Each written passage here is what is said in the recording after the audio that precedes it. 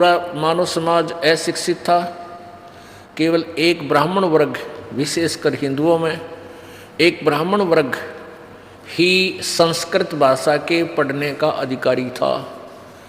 अन्य को संस्कृत, किसी अन्य जाति वाले को संस्कृत पढ़ना अलाउड नहीं था। और यह बिजली इसलिए गिरी रही, इस अज्ञान का हमारे ऊपर इतना साया छाया रहा कि हम सदग्रंथों को देख नहीं सकते थे, ना पढ़ सकते थे, हमें कोई आज्ञा नहीं थी।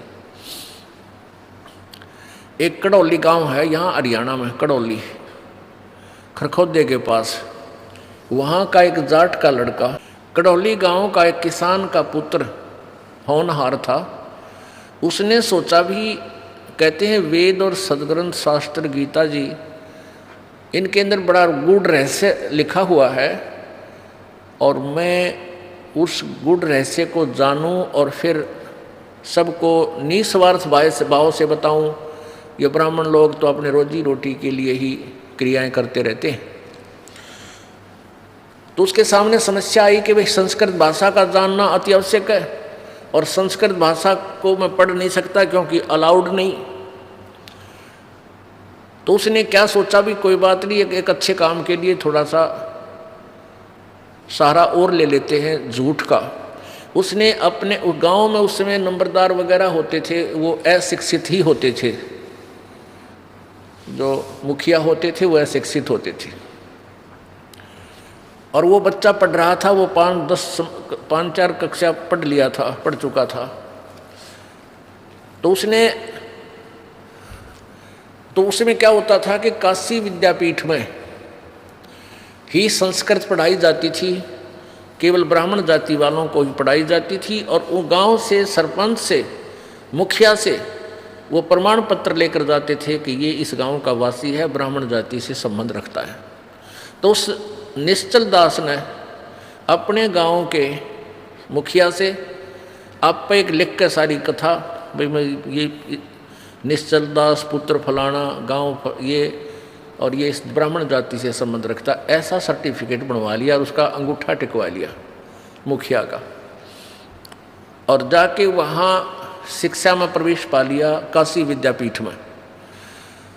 और होनहार बालक था, सभी से 1 नंबर पर आवा था प्रत्येक कक्षा में। जब उसकी शिक्षा पूरी हो ली तो निश्चल दास ने वहाँ से आना था। तो वहाँ का जो प्राचार्य था, प्रिंसिपल जो था उस काशी विद्यापीठ का, उसके लड़की शादी योग्य होगी थी। उसने सोचा कि ये लड़का बड़ा होनहार है निश्चल, और इससे मैं अपनी लड़की का ब्याह कर दूं। क्योंकि उस समय रोजी रोटी ब्राह्मणों का उद्देश्य यही था कि वहाँ से काशी विद्यापीठ पढ़ कर जो जाता है ब्राह्मण, तो उससे लोग सबसे ज़्यादा हवन करवाते हैं और वो ज़्यादा कमाई करता है, ज़्यादा धन कमाता है। जैसे आजकल डॉक्टरों का बच्चे जो MBBS करते हैं, उनका मुख्य उद्देश्य केवल माया जोड़ना ही है और किसी के उनको कोई उद्देश्य नहीं, कोई ठीक हो या ना हो। ठीक है, ठीक करेंगे तो उनकी रोजी अच्छी चलेगी दुकान, इसलिए वो दवाइयाँ अच्छी देते हैं, लेकिन मूल का उद्देश्य उनका धन ऐंठना ही होता है। वहीं से टारगेट बन जाता है उनका कि या तो नौकरी मिल गई, नौकरी ना मिली दुकान खोलूँगा, 200 रुपये बेड के लिया करूँगा, 1 राउंड के 500 लूँगा, यानी 9 जुगाड़ जोड़े जाए। तो ऐसे ही ये ब्राह्मण लोग काशी विद्यापीठ पढ़ कर जो आता था, लोग उस पर आकर्षित होते थे और उससे सबसे ज़्यादा कथाएं करवाते थे। और वो खूब नरक डोया करता, नरक, क्योंकि ज्ञान था नहीं, अज्ञान प्रचार करने का पाप होता है उन पर। और फिर उद्देश्य उनका कमजोर था, धन इकट्ठा करना ही था। इस उद्देश्य से प्रिंसिपल ने उस बच्चे से कहा कि बेटा तुम अब कुछ गुरु दक्षिणा भी तो दो, आप जा रहे हो। निश्चल दास ने कहा कि जो मांगो गुरुदेव, आपका बच्चा हाजिर है, गरीब व्यक्ति आपको क्या दे सकता हूँ। तो उसने कहा तू वचनबद्ध हो। जी जो आपको हो गया वही हो गया, मैं वचनबद्ध हो गया कि भाई मैं अपनी लड़की का ब्याह तेरे से करना चाहता हूँ। अब फंस गया धर्म संकट में, क्योंकि उसमें ब्राह्मण लोग अपनी बेटी का ब्याह किसी अन्य जाति में नहीं कर सकते, करते थे। सारा समाज उलट हो जाता, हंगामा खड़ा हो जाता था।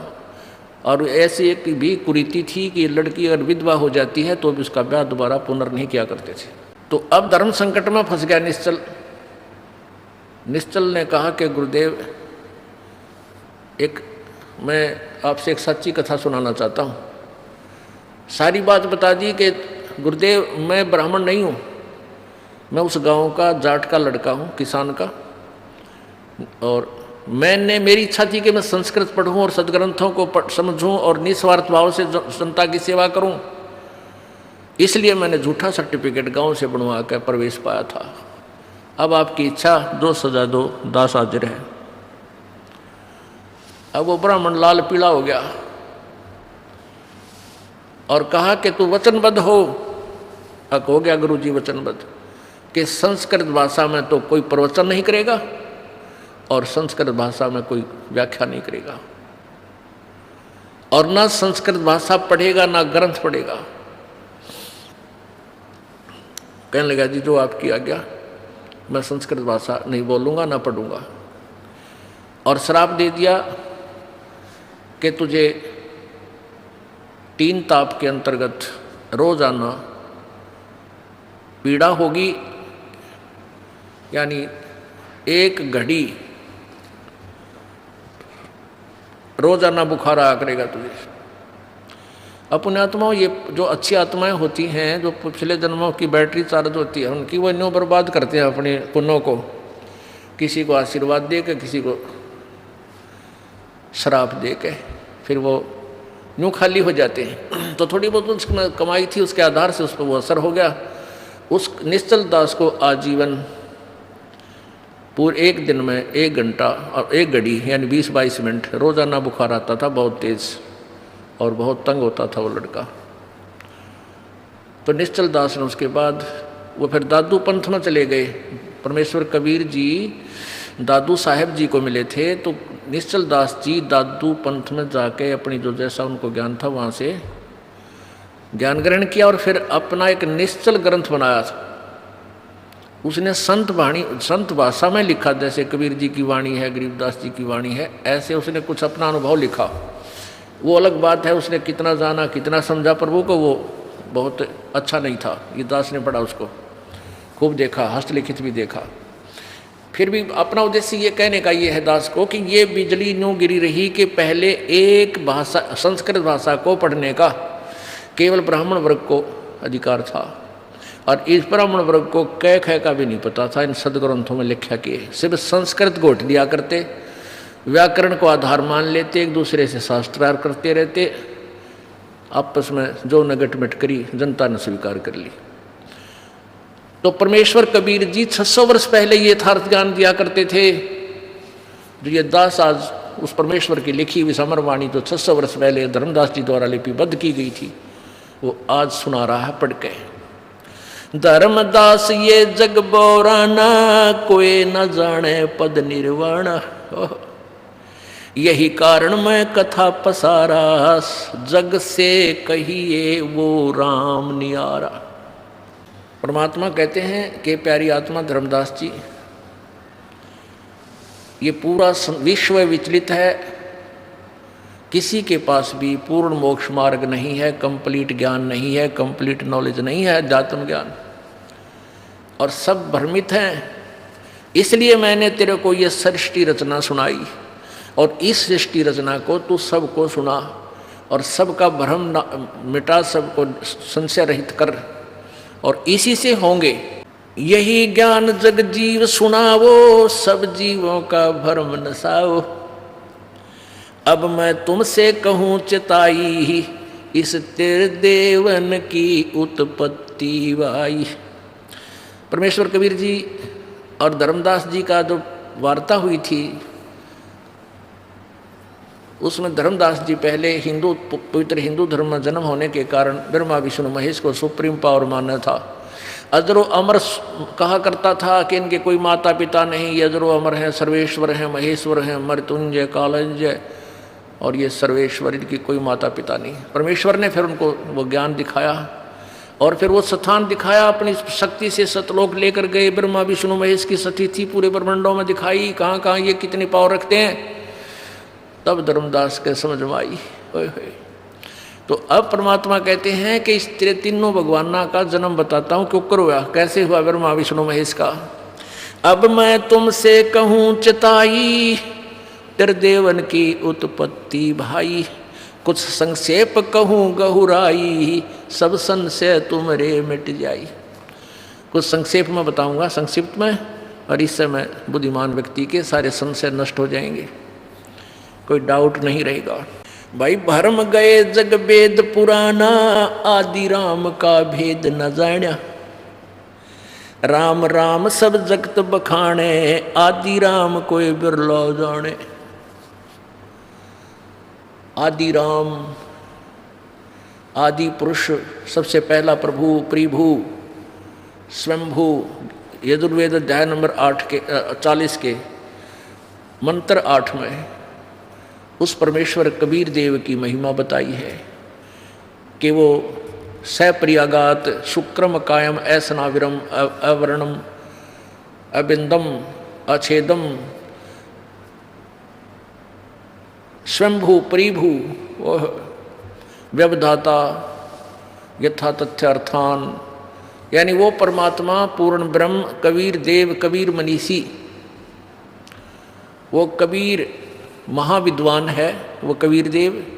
उसकी काया माता पिता के योग से बने हुए शुक्र से नहीं है, शुक्रम अकायम ऐसनाविरम, उसका शरीर नाड़ी से बना हुआ नहीं है, वो स्वयंभू है और परिभू है, सबसे पहला, यानी आदि पुरुष वही है। परिभू माने आदि पुरुष, सबसे पहला प्रभु,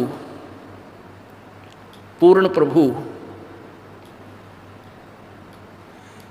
तो क्या बताते हैं, आदि राम कोई बिरला जाने, और भरम गए जग वेद पुराणा, वेद और पुराणों को पढ़कर ये सब भ्रमित है, क्योंकि पवित्र चारों वेदों में जो ज्ञान है वो ब्रह्म के सत्र का है, यानी भक्ति विधि तो ब्रह्म के सत्र की है, इस ज्योति निरंजन तक की, और उसमें डिटेल वैसे पूर्ण परमात्मा की बहुत दे रखी है। लेकिन अंत में वेदों में ये स्पष्ट कर दिया गया है कि उस पूर्ण परमात्मा की यथार्थ सतिथि को हम नहीं जानते, उसके लिए किसी तत्वदर्शी संत की खोज करो। यजुर्वेद अध्याय नंबर 40 के मंत्र नंबर 10 से लेकर 13 तक पूरा विवरण दिया है उन तत्वदर्शी संतों का। पवित्र श्रीमद् भगवत गीता जी अध्याय नंबर 4 के श्लोक नंबर 34 में यही विवरण है। श्रीमद् भगवत गीता जी अध्याय नंबर 4 के श्लोक 34 में कहा है कि जिस सच्चिदानंद घन की वाणी अर्थात उस तत्व ज्ञान के विषय में चौथे अध्याय के 32वें श्लोक में वर्णन दिया है, उस तत्व ज्ञान को तू किसी तत्वदर्शी संतों के पास जाकर समझ, उनको दंडवत प्रणाम करने से, कपट छोड़कर प्रसन्न करने से वो तत्वदर्शी संत तुझे उस तत्व ज्ञान को बताएंगे। इससे सिद्ध है कि गीता ज्ञान दाता जो ज्ञान दे रहा है गीता जी में वो कंप्लीट नहीं है, और वो यथार्थ ज्ञान, तत्व ज्ञान उससे भिन्न है, उसको तत्वदर्शी संत ही बताएंगे। वो तत्वदर्शी संत होगा कैसा? गीता जी अध्याय नंबर 15 के श्लोक नंबर 1 में उसकी पहचान बताई है कि जो संत इस संसार रूपी उल्टे लटके हुए वृक्ष की सभी विभागों को बता देगा वो तत्वदर्शी संत होगा। वह वेद के तात्पर्य को जानने वाला है, जो उल्टे लटके हुए संसार रूपी वृक्ष को, जिसकी ऊपर न जड़ और नीचे को शाखा है, इनको सब डिटेल से बताएगा, विस्तार से नारा नारा भिन्न भिन्न ज्ञान कराएगा। स वेदवित, वो वेद के तात्पर्य को जानने वाला, अर्थात वो तत्वदर्शी संत है। तो ये भूमिका परमेश्वर कबीर जी ने 600 वर्ष पहले की थी। और क्या बताया था? अक्षर पुरुष एक पेड़ है, निरंजनवा की डार, और तीनों देवा शाखा है, ये पात्र रूप संसार। एक शब्द में, एक ही दोहे में परमात्मा ने ये सृष्टि रचना अर्थात संसार की सतिथि बता दी। ये देखिएगा परमात्मा ने क्या बताया कबीर जी ने। ये पूरा एक पेड़ है और ये जो जड़ है ये गुप्त है, जमीन के अंदर होती है। इस जमीन से बाहर जो पेड़ नजर आता है, जो हिस्सा, इसको वृक्ष बोलते हैं, पेड़। तो परमेश्वर ने बताया है कि अक्षर पुरुष एक पेड़ है, यानी ये जो तना है इसको अक्षर पुरुष बोलते हैं। ये ज्योति निरंजन है, जो उसमें जाकर सो गया था सरोवर में, वो अक्षर पुरुष है। और फिर उस आगे ये अक्षर पुरुष एक पेड़ है, निरंजन, ये ज्योति निरंजन उसकी डार, यानी जैसे तना से आगे मोटी मोटी डार कई हो जाती हैं, उनमें से एक डार है ज्योति निरंजन। और ये तीनों देवा शाखा है वाई पाते रूप संसारे, कि तीनों देवता रजगुण ब्रह्मा, सतगुण विष्णु, तमगुण शिव जी तो शाखाएं हैं, और ये पात रूप संसार। ये देखिएगा गीता जी अध्याय नंबर 15 के श्लोक नंबर 1 से 4 तथा 16-17, इस 16-17 में तीनों भगवानों के विषय में जानकारी दे रखी है। ये अक्षर पुरुष, अक्षर ब्रह्म कहो, अक्षर पुरुष कहो या परब्रह्म कहो, ये तना समझो, और क्षर पुरुष कहो अर्थात या क्षर ब्रह्म कहो, क्षर पुरुष कहो या काल ब्रह्म कहो, ज्योति निरंजन कहो, ये डार है, ये डार। और ये तीनों देवा रजगुण ब्रह्मा, सतगुण विष्णु और तमगुण शिव जी, ये शाखा है, और ये पात रूप संसार। पुण्यात्माओं, अब ये क्लियर होगा कंसेप्ट कि परमात्मा ही अपनी महिमा को अपने द्वारा रची सृष्टि को ठीक ठीक बताता है। ऋग्वेद अथर्ववेद कांड नंबर 4 के श्लोक अनुवाक नंबर 1 के मंत्र, उसमें सात मंत्र हैं अनुवाक 1 में, कांड नंबर 4 के, उसमें स्पष्ट किया हुआ है कि परमात्मा ने पहले ऐसा रचना की, फिर उसकी रचना की, फिर सभी ब्रह्मांड जो छोटे मोटे जितने हैं सब काल के या ऊपर के, उसी ने सबकी रचना की। और अपने द्वारा रची हुई सृष्टि को परमेश्वर कबीर देव ही स्वयं आकर के ठीक ठीक बताता है। वो सतलोक से चलकर आता है, उसको कोई पहचान नहीं पाता, क्योंकि वो एक कवि की भूमिका करता है। लोग उसको कवि कहने लग जाते हैं, लेकिन वो भगवान होता है, परमेश्वर होता है, ये चारों वेद बताते हैं ऐसी इसका। तो इसके लिए थोड़ा सा हमने अपने पवित्र सदग्रंथों का सहारा साथ साथ लेना पड़ेगा। अब देखिएगा श्रीमद् भगवत गीता, अनुवादक हैं जय दयाल गोविंद का।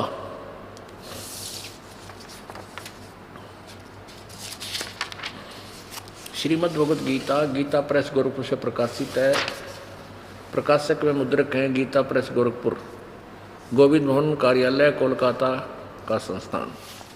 इसके हम अध्याय नंबर 4 दिखाते हैं।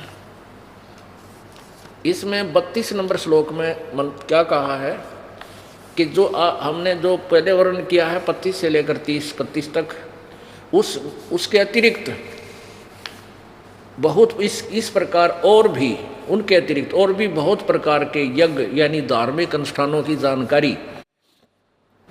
यहाँ इन्होंने थोड़ी सी अनुवाद में गलती की है, ब्रह्मणे मुखे का अर्थ लिख दिया वेद की वाणी, नहीं, ये ब्रह्मणे का अर्थ है सच्चिदानंद घन परमेश्वर की वाणी, यानी सूक्ष्म वेद में विस्तार से कहे गए हैं। उन सब को तू कर्म जान, यानी क्रिया कर कर ही वो संपन्न होते हैं, होने वाले जान। इस प्रकार तत्व से जानकर उनके अनुष्ठान द्वारा, यानी सूक्ष्म वेद से सच्चिदानंद घन की वाणी के अनुसार जो साधना करने से तू कर्म बंधन से सर्वथा मुक्त हो जाएगा। अब इसका कंसेप्ट क्लियर होगा 17वें अध्याय के 23वें श्लोक तक। ये देखो 17वां अध्याय का 23वां श्लोक, अध्याय नंबर 17, इसका श्लोक नंबर 23। इसमें यह ब्रह्मण्य शब्द हमने देखना, ब्रह्मण्य शब्द ओम तत्सत इति निर्देश ब्रह्मण्य तिर्विध समर्थ ब्राह्मणा तेन वेदा च यगा च विहिता पुरा।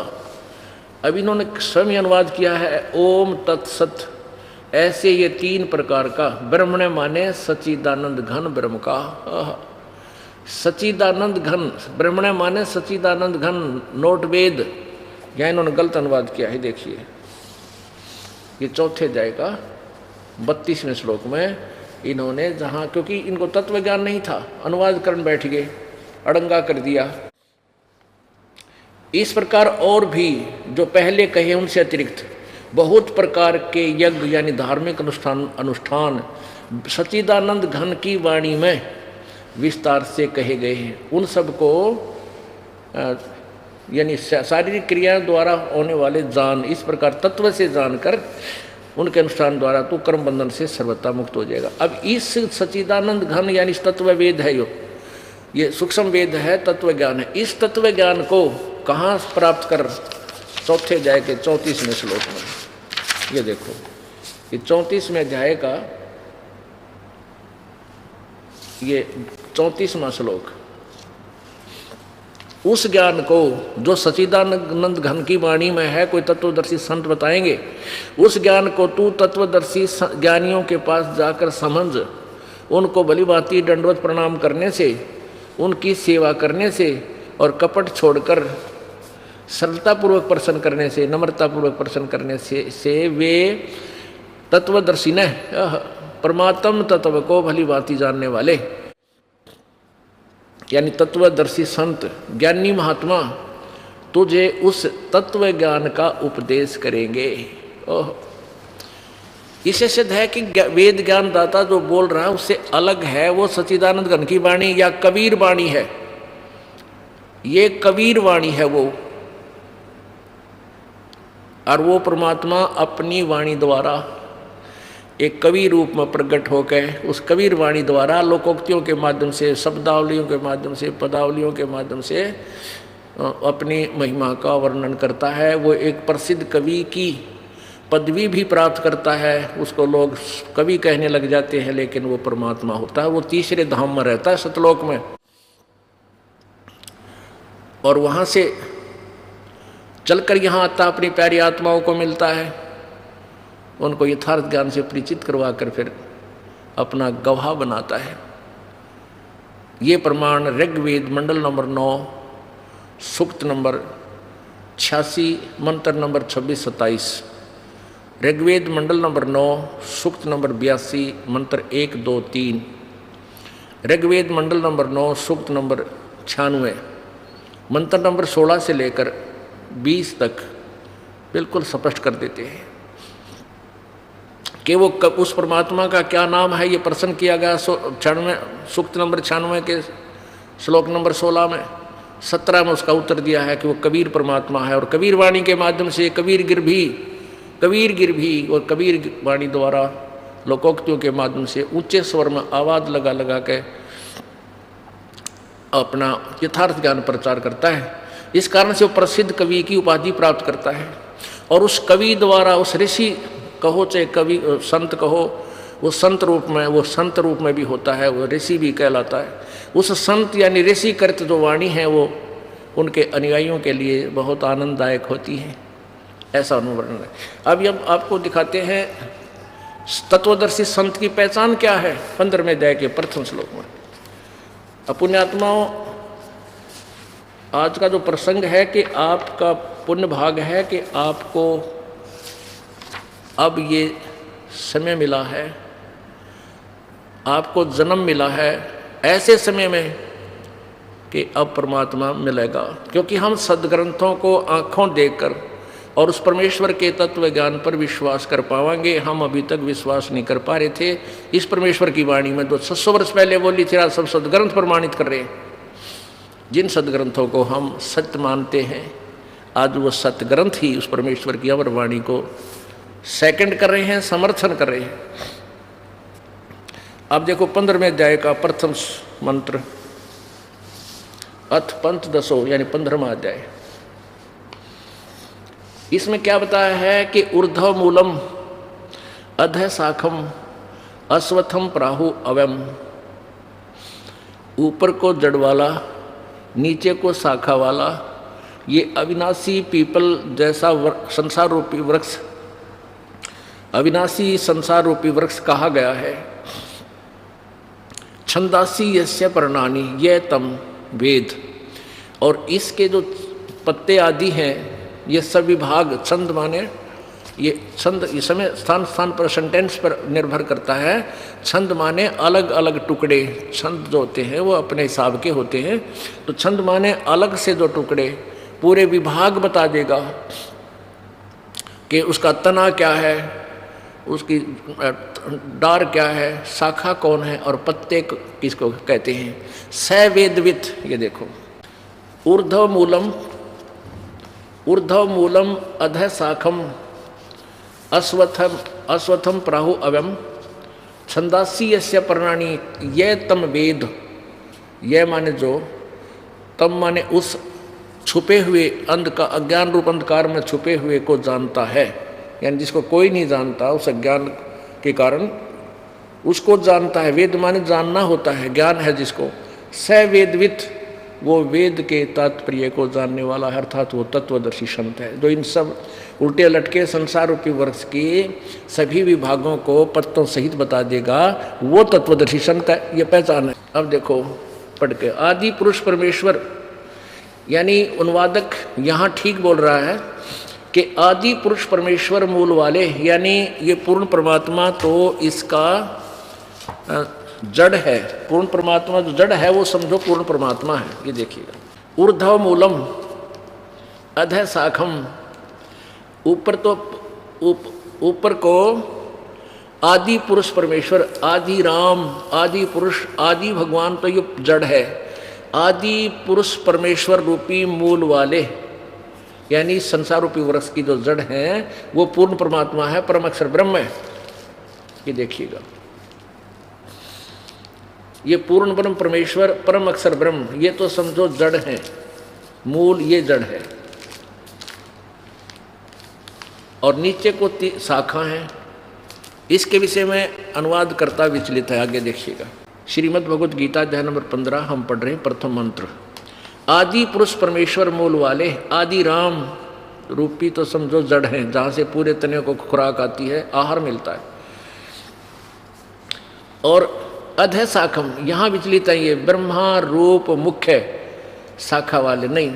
देखो अधः माने, अधः देखेंगे अब, अधः शाखा का तो ने शाखा ठीक किया है, लेकिन अधः में विचलित है। इसी के 2 नंबर मंत्र में, 15वें अध्याय के 2 नंबर मंत्र में अधः 2 बार लिखा है। इसका अनुवाद यहाँ किया है, अधः माने नीचे, अधः, और अधः माने नीचे, यानी अधः का अर्थ नीचे है। तो हम यहाँ ठीक अनुवाद कर लेंगे, क्योंकि इनका उलझाए बातें अब हमने सुलझाना है इसको। ऊर्ध्व मूलम, आदि पुरुष परमेश्वर मूल वाले, ये तो बिल्कुल ठीक बोला है कि वो मूल जड़ है उस संसार रूपी वृक्ष, वो तो पूर्ण परमात्मा समझो, आदि राम समझो। और अधः शाखम, नीचे को शाखा वाले, ब्रह्मा रूप मुख्य शाखा नहीं, नीचे को शाखा वाले, ये तीनों गुण रूपी शाखा है। संसार रूपी पीपल वृक्ष को अविनाशी कहते हैं। वेद, यहाँ छंदासी का अर्थ ने वेद कर दिया, नहीं, छंदासी यस्य पर्णानि, वेद जिसके पत्ते कहे गए हैं, नहीं। चलो जैसे भी, हम अपना उद्देश्य समझेंगे। उस संसार रूप वृक्ष को, यानी पूरे सभी विभागों को जो मूल सहित, यानी जड़ से लेकर जड़ सहित जानता है, तत्व से जानता है, सवेदवित, सवेदवित, वह वेद के तात्पर्य को जानने वाला है, अर्थात वो तत्वदर्शी संत है।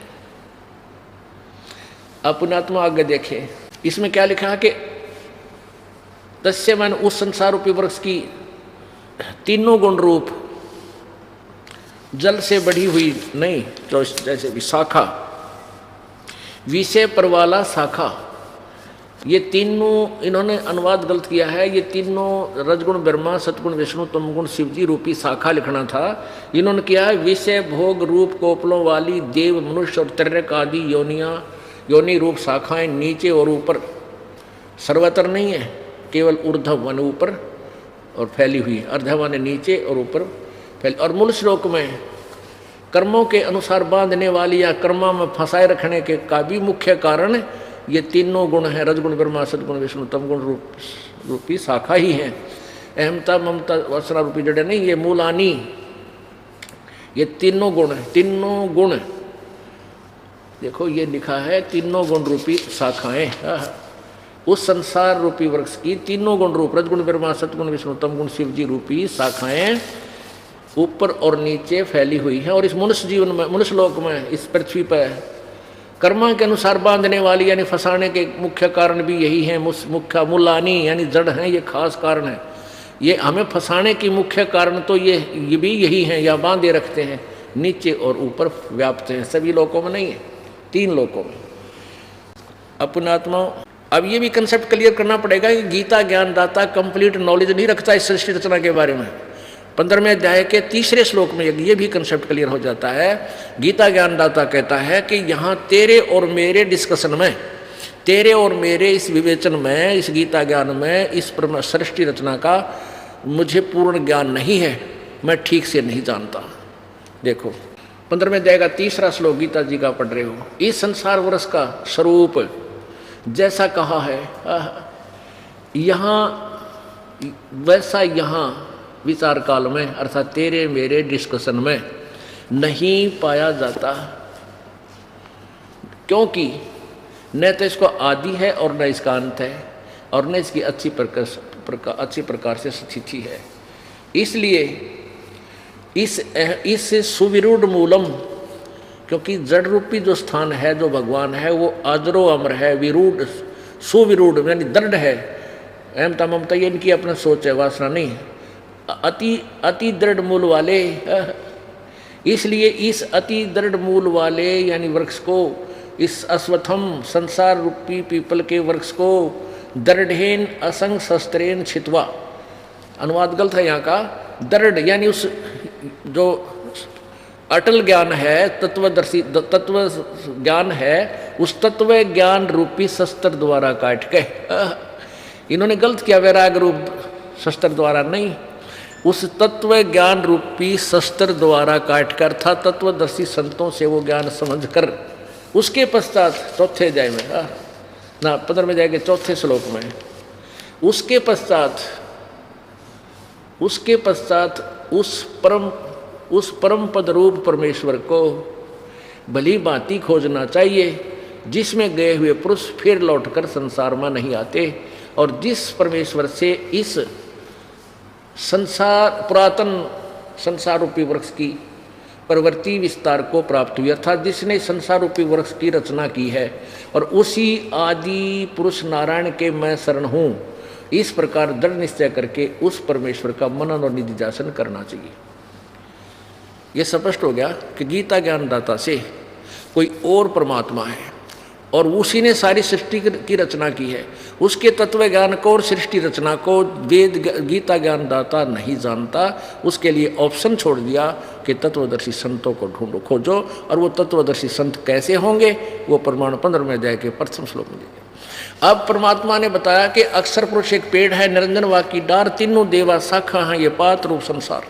और इस दास ने भी मौखिक कथा सुनाई परमेश्वर कबीर जी द्वारा 600 वर्ष पहले बताई हुई अपने अमृतवाणी से कि 3 परमात्मा, एक परम अक्षर पुरुष, ये तो पूर्ण ब्रह्म है, सत्य पुरुष कबीर जी है, और अक्षर पुरुष ये परब्रह्म है, और सरपुरुष ये ज्योति निरंजन ब्रह्म है। ये 3 परमात्माओं की सचिति है। अब आपको गीता जी, पवित्र गीता जी में क्लियर करते हैं। अब देखिएगा 3 परमात्माओं की न्यारी न्यारी सचिति जो परमेश्वर कबीर जी ने 600 वर्ष पहले बताया था। अक्षर पुरुष एक पेड़ है, निरंजन वाक की डार, और तीनों देवा शाखा है, ये पात रूप संसार। अब यहाँ सबसे पहले एक और आपको क्लियर बताना पड़ेगा कि रजगुण ब्रह्मा है, सतगुण विष्णु, तमगुण शिव जी। पुणात्माओं, ये ऐसा ज्ञान है कि अभी तक किसी के पास नहीं पहुँचा, और प्रत्येक प्राणी उसी समय मान पाएगा, वो अपनी आँखों प्रमाण देख लेगा। और बुद्धिमान व्यक्ति प्रमाण देखने के बाद मान जाया करते हैं, और मूड नहीं मानना करते। तो मूडों से हमारा कोई लेन देन भी नहीं है। अब सबसे पहले प्रमाणित करते हैं कि रजगुण ब्रह्मा है, सतगुण विष्णु, तमगुण शिव जी। तब ये परमेश्वर का ज्ञान आप जी के हृदय में समा होगा। श्रीमद् देवी भागवत देखिएगा, इसमें हिंदी और संस्कृत दोनों हैं। श्रीमद् देवी भागवत हिंदी भाषा टीका सहित प्रथम भाग, ये कहाँ से प्रकाशित है? अथ श्री देवी भागवतम भाषा टीका सभाष टीकम सहमात्यम खेमरा श्री कृष्ण दास प्रकाशन बम्बई 4। अब इसके तीसरे स्कंद में अथ श्रीमद देवी भागवते भाषा टीका युक्ते तृतीय स्कंद प्रारंभते, यहाँ तीसरा स्कंद प्रारंभ होता है और इसके प्रश्न नंबर 11 पे है। अध्याय नंबर 5 के मंत्र नंबर 8 में, अध्याय 5 तीसरा स्कंद भाषा टीका सही तृतीय स्कंद, और 8वां मंत्र है ये। 7वां समाप्त हुआ, 8वां प्रारंभ होता है। भगवान शिवजी बोल रहे हैं, शंकर भगवान, हे माता, हे मात्र, यदि हमारे ऊपर सदा आप दया युक्त हो तो हमको तमोगुण में किस प्रकार प्रदान किया है। यानी मुझे तमोगुण क्यों बना दिया, ब्रह्मा रजोगुण और हरि विष्णु को सतोगुण क्यों बनाया। अब संस्कार देखिए, ये 7वां समाप्त हुआ, 8वां श्लोक प्रारंभ हुआ। यदि दया धर्मना न सदा अंबिके, यदि दया धर्मना, यदि आप सदा दयालु हो तो न सदा अंबिके कथम अहम विहित है, मुझे क्यों बना दिया तमोगुण। और कमल जय, कमल से उत्पन्न होने वाले ब्रह्मा को रजोगुण संभव, रजोगुण क्यों बनाया। और सुविहित किमु सतोगुण हरि, और तुमने विष्णु जी को सतोगुण क्यों बना दिया। कति कंसेप्ट क्लियर होगा। हिंदी और संस्कृत दोनों पढ़ ली, क्योंकि दोनों की लिपि नागरी है और हम नागरी लिपि से खूब परिचित हैं, क्योंकि हम हिंदुस्तानी हैं और हिंदू हैं। वैसे तो संत हमें एक ही प्लेटफार्म पर खड़ा करना चाहते हैं, लेकिन इस ज्ञान के प्रारंभ में ऐसे ही ये ज्ञान चलेगा। इसके साथ साथ अनुवादकर्ताओं ने देवी भागवत में सही खुल कर नहीं कर पाए, फिर भी उस सच्चाई को छुपा नहीं सके। देखिए श्री मद देवी भागवत, क्योंकि गीता प्रेस गोरखपुर से प्रकाशित पुस्तक पवित्र हिंदू धर्म के अनुयायियों के लिए एक एथेंटिक रिकॉर्ड है। इसको देखने के बाद वो खुश होकर मान लेते हैं कि जब इसमें भी लिखा है तो सत्य है। श्रीमद देवी भागवत पर संपादक है हनुमान प्रसाद पोदार चमन लाल गोस्वामी, प्रकाशक एवं मुद्रक हैं गीता प्रेस गोरखपुर। इसके 123 पृष्ठ पर तीसरे स्कंद में ये देखिएगा, ये 123 पृष्ठ पे और तीसरा स्कंद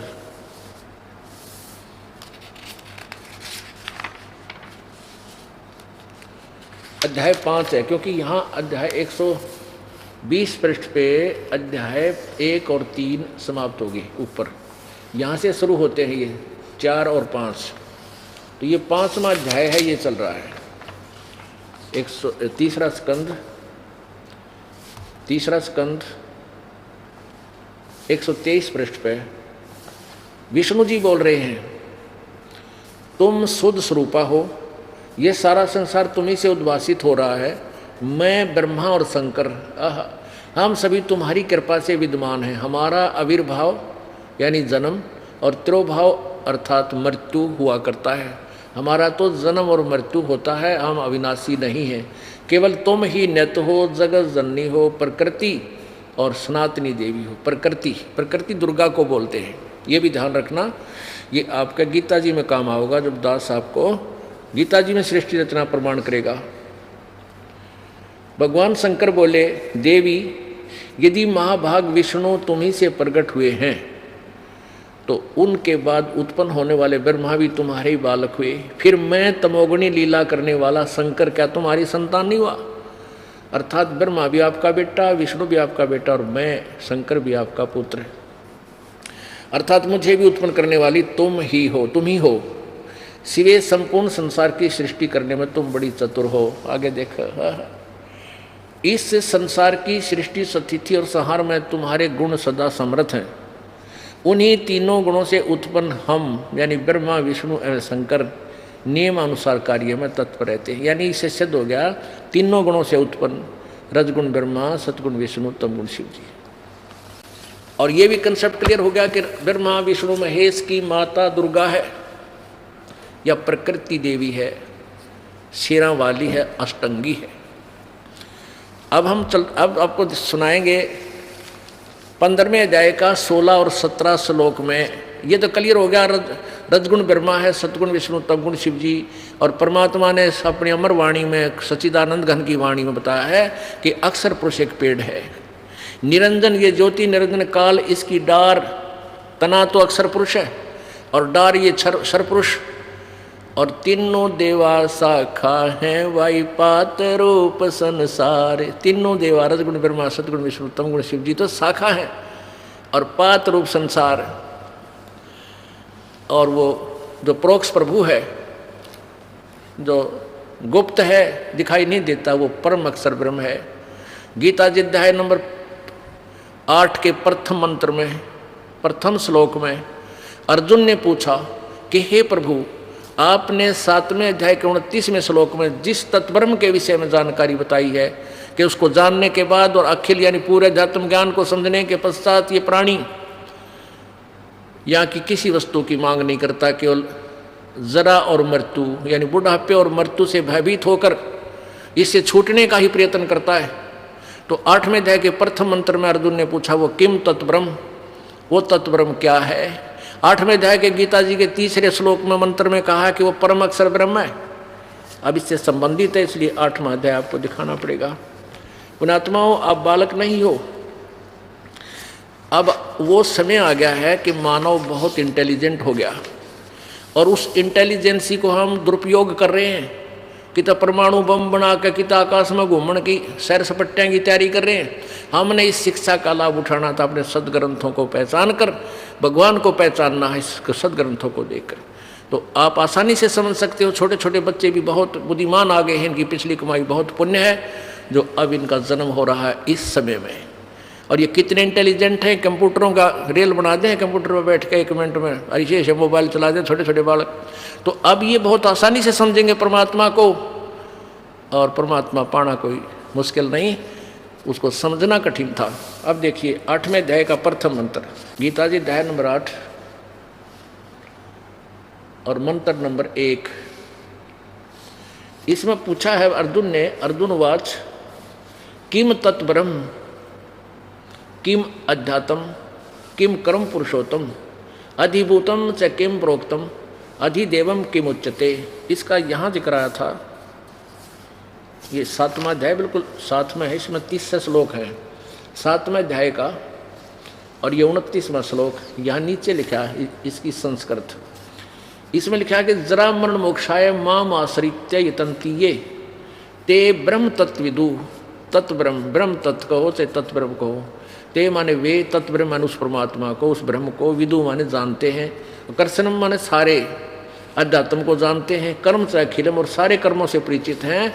वो केवल इस तत्ब्रह्म से परिचित हैं, सारे अध्यात्म ज्ञान से परिचित हैं। वो जरा मरण मोक्षाय माम आश्रित, मेरे इस ज्ञान का आश्रित करके ये तत्वदर्शी संतों की खोज कर लो, उससे समझ लो, उसके पश्चात वो जन्म मरण से मोक्ष की ही इच्छा करते हैं। ये इन्होंने अनुवाद किया है। जो मेरे शरण होकर जरा और मरण से, जरा माने बुढ़ापा से छूटने के लिए ही प्रयत्न करते हैं, वे पुरुष उस तत्ब्रह्म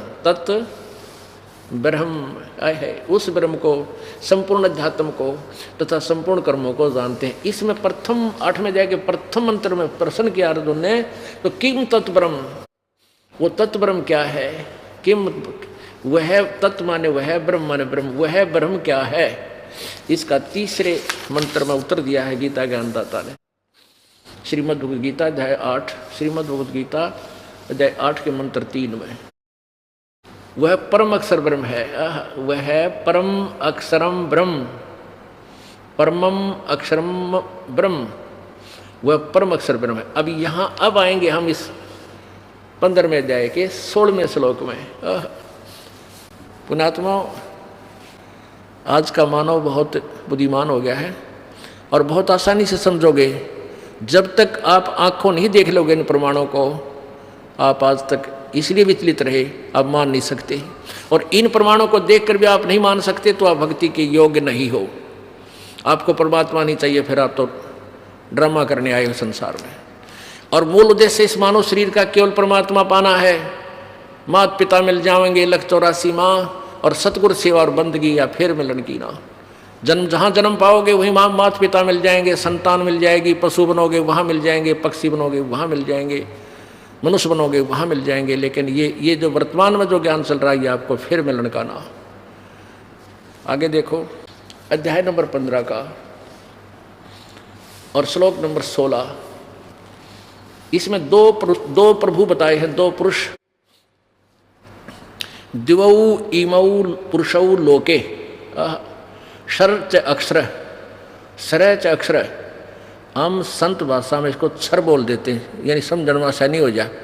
क्षर अक्षर हमारे संत भाषा में, लेकिन इस भाषा में तोतला बोलना पड़ा है, थोड़ा कम समझ में आवा है, इसलिए हम सीधे बोलते हैं क्षर और अक्षर। तो यहाँ इसको इस भाषा में बोले सर और असर, सर अक्षर, ये शर ब्रह्म बोलते हैं, शर यानी और अक्षर। ये दो भगवान है, क्षर पुरुष और अक्षर पुरुष। और क्षर सर्वाणी भूतानी कटुष्ट अक्षर उच्यते। इन दोनों के लोकों में क्षर पुरुष ये ब्रह्म है, अक्षर पुरुष ये परब्रह्म है। ये अक्षर ब्रह्म भी कहलाता है, अक्षर ब्रह्म भी कहलाता है। इसको अक्षर ब्रह्म भी कहते हैं, इसको क्षर पुरुष भी कहते हैं, इसको अक्षर पुरुष भी कहते हैं, अक्षर ब्रह्म भी बोल सकते हैं। पुरुष माने प्रभु, ब्रह्म माने भी प्रभु।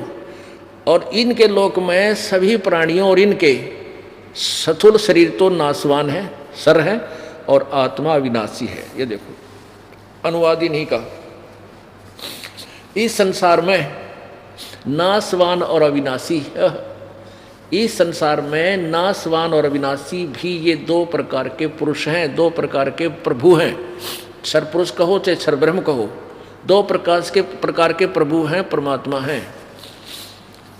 और संपूर्ण प्राणियों के शरीर नाशवान है और जीवात्मा अविनाशी है। यानी इनके लोक में ये इनके समेत भी इनके सब स्थूल शरीर तो इनकी ये नाशवान है, जीवात्मा किससे की बिना मरती, गधे की कुत्ते की, वो तो अलग बात है। आगे देखो 17वें में तीसरा परमात्मा बताया है, परम अक्षर ब्रह्म। क्या कहा है? उत्तम पुरुष है तो अन्य। पुरुष माने परमात्मा। इस संसार में अक्षर पुरुष, अक्षर पुरुष, सर यानी सर पुरुष और अक्षर, नाशवान और अविनाशी, सर पुरुष और अक्षर पुरुष। इस पुरुष को हम यहाँ भी लगा सकते हैं। दो प्रकार के पुरुष हैं। पुरुष छोड़ दिया उन्होंने लिख कर, या भगवान लिखना था, प्रभु लिखना था, ब्रह्म लिखना था। दो प्रकार के ब्रह्म हैं। और वास्तव में 17वें श्लोक में कंसेप्ट क्लियर कर दिया कि उत्तम पुरुष तो अन्य है, वो श्रेष्ठ प्रभु अविनाशी परमात्मा तो ऊपर वाले दोनों से कोई और है। वो कौन है? वो परम अक्षर ब्रह्म है, जो गीता जी अध्याय नंबर 8 के श्लोक नंबर 1 के उत्तर में 3 में बताया है। उत्तम पुरुष तो अन्य परमात्मा इति उदाहरत है, जिसको परमात्मा कहा जाता है। यह लोक त्रयम्, जो तीनों लोकों में अविश्य विभर्ति प्रवेश करके सबका धारण पोषण करता है, वो अवय ईश्वर है। अवय माने अविनाशी, ईश्वर माने सबका मालिक। उत्तम पुरुष तो अन्य ही है। उत्तम प्रभु ऊपर वालों से कोई न्यारा ही है, जो तीनों लोकों में प्रवेश करके, यानी वो यहाँ आता है प्रभु, और सबका धारण पोषण करता है, यानी सबको यथार्थ ज्ञान और सद्भक्ति से परिपूर्ण करता है। उनका पालन पोषण और अपनी तरफ से अलग से धन देकर उनका पोषण करता अपने कोटे से। अविनाशी परमेश्वर परमात्मा इस प्रकार कहा गया है। अपने आत्माओं, ये तो कंसेप्ट क्लियर हो गया कि सर पुरुष और अक्षर पुरुष ये उत्तम पुरुष नहीं है, ये श्रेष्ठ प्रभु नहीं है। इसलिए 17वें श्लोक में कहा 15वें अध्याय के गीता जी में कि उत्तम पुरुष है तो अन्य। वो परमात्मा कहते हैं, वही तीनों लोकों में प्रवेश करके सबका धारण पोषण करता है, वो अविनाशी परमात्मा है। आगे ना फिर इसमें एक उलझा देंगे आपको, थोड़ा बताना पड़ेगा। 15वें अध्याय के 18वें श्लोक में ये क्या कहता है गीता ज्ञानदाता कि मुझे लोक वेद के आधार से पुरुषोत्तम मानते हैं, क्योंकि जितने प्राणी मेरे किस ब्रह्मांड में, उनसे मैं उत्तम हूँ, उनसे थोड़ा श्रेष्ठ हूँ, उनसे मैं प्रभावशाली हूँ। इसलिए लोक वेद में मुझे उत्तम पुरुषोत्तम कहते हैं। आई एम नॉट पुरुषोत्तम, क्योंकि वो तो 15वें अध्याय के 17वें श्लोक में क्लियर कर दिया कि उत्तम पुरुष है तो अन्य, वो तो कोई और है। और ये क्या कहता, मुझे तो लोक वेद है, सुना सुनाया ज्ञान जो सच्चा नहीं हो, लोक वेद अक्षेत्रीय ज्ञान, उसमें मुझे परमात्मा कहते हैं। जैसे ये दास हम सभी पहले लोक वेद के आधार से ब्रह्मा विष्णु महेश को अजरो अमर मानते थे, इनके कोई माता पिता नहीं है, ऐसा मानते थे। अब ये तत्वज्ञान की रोशनी में हमें दिखाई दिया कि ये नासवान है, अविनाशी नहीं है। तो लोक वेद से हम इनको अजरो अमर मानते थे, सर्वेश्वर मानते थे, मृत्युंजय मानते थे, कालज्ञ मानते थे। ऐसे ही गीता ज्ञानदाता कहता है मुझे लोक वेद के आधार से पुरुषोत्तम कहते हैं, क्योंकि मेरे अंतर्गत जितने प्राणी हैं उन तगड़ा हूँ, उनका कंट्रोलर हूँ।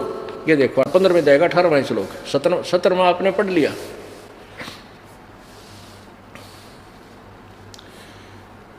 यस्मात् सर्वम अतीतः अहम अक्षरात् अपीत उत्तम अतः अस्मि लोके वेदे, अस्मि माने इस मेरे वाले लोक, मेरे लोके वेदे, लोक वेद में प्राच्य प्राथित पुरुषोत्तम, क्योंकि मैं नासवान जड़ वर्ग क्षेत्र से सर्वथा अतीत हूँ और अविनाशी जीवात्मा से भी उत्तम हूँ, इसलिए लोक में और वेद में, लोक वेद में, ये लोके वेदे यानी लोक वेद में दंत कथाओं के आधार पर पुरुषोत्तम नाम से प्रसिद्ध हूँ। इसका ये अर्थ बना, अर्थ इन्होंने गलत किया थोड़ा सा। अब ये क्या कह रहा है कि जो मेरे अंतर्गत, चाहे तो ये स्थूल शरीरधारी प्राणी है चाहे जीवात्मा है, इनसे मैं उत्तम हूँ, इसलिए लोक वेद से आधार पर मन पुरुषोत्तम कहे मैं प्रसिद्ध हो रहा हूँ।